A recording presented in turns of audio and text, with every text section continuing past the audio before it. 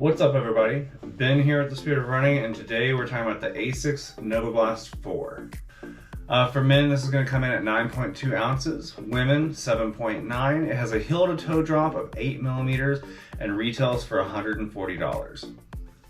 Just a brief introduction to the shoe. I think that if at the end of the year I were going to try and make a list of some of my favorite shoes of the year, I know it's early, but this is probably going to make the list. I've had the chance to run in the Novablast 2 and the Novablast 3, and so far the Novablast 4 is by far my favorite iteration of this shoe. All right, let's go ahead and break the shoe down, and we'll start with the outsole as always. We've got a fair amount of rubber here on the bottom. We've still got quite a bit of exposed EVA. Cutting out some of that rubber instead of doing just the whole outsole with rubber. By having some of that exposed EVA, we do lighten the shoe and make it give it a slightly peppier feel. So I think a lot of shoes, the weight is in the outsole, it's in the rubber. So you can see here in the forefoot that some of that exposed EVA did get chewed up a little bit.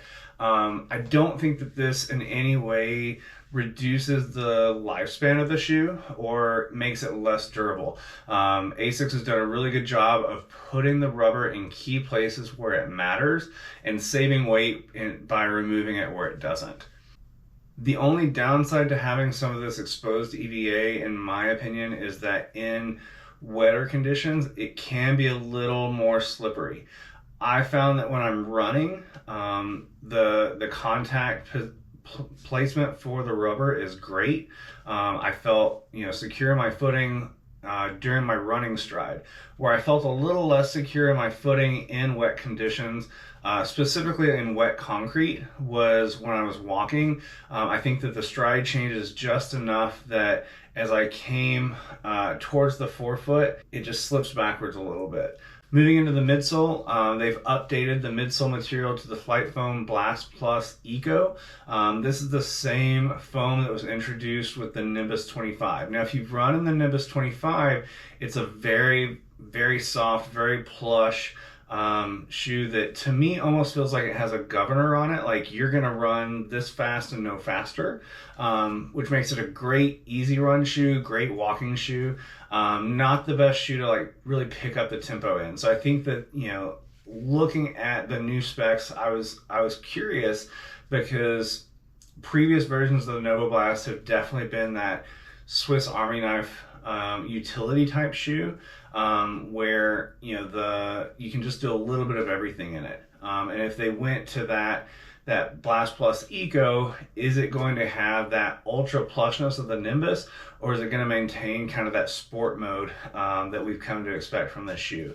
I think because of the configuration of the foam and the way that they're using it in the Novablast 4, you definitely can still get up and go and do some good pickup tempo mileage in it. But at the same time, the Eco adds a little more plushness if you're using it for some easy runs. The step-in feels a little softer. I do find that the heel is a little more stable as well. So I think that the updates to how they're to the foam and how they're configuring the foam for the shoe are really solid options. And I think it makes it a more amenable shoe for a wider range of people. Moving into the upper, I love this upper. So we've got a really just nice feeling upper, very breathable material, lots of padding here around the heel, and then we do have a gusseted attached tongue, so that tongue's not going to slide around on you. One thing you will notice is that it's a thinner tongue with kind of that notched cutout here, but they do have a bit of cushioning on the tongue that I feel protects the foot and keeps you from really feeling any of that lace bite that you get with just the ultra thin kind of racing profile tongues.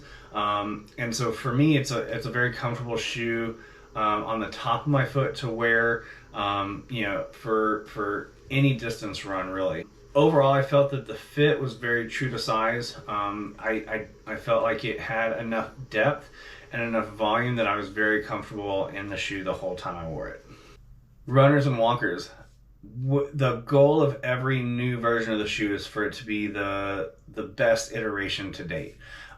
Sometimes that happens, and sometimes it doesn't. I think in the case of the Novablast 4 is by far the best version of this shoe. Where some people might disagree with me is that it's a little less aggressive overall. But for me, as somebody who views the Novablast as kind of a do everything shoe from your daily training miles up through tempo and interval miles and into race day, I think that this really can be a solid Swiss Army knife of a shoe. I think that I'm very comfortable running my easy miles in it. And when I'm doing my easy miles, I'm doing a lot of run walk. So I think that if you're a runner or a walker, this is a really solid option to look at. In wet conditions, I am a little more careful on the walk breaks, just of my foot placement and making sure that my foot's not going to slip backwards on me, and then I'm going to lose traction that way. Where I think that this shoe really excels is the ability to kind of sandwich a workout into a longer run. With a lot of those kind of tempo sessions, I'm gonna have a longer warm up with some easy mileage, and then a longer cool down. But in the middle is where I'm gonna find some of that tempo. I'm pushing the pace, but I'm not at race pace yet, and I'm not at my interval pacing either.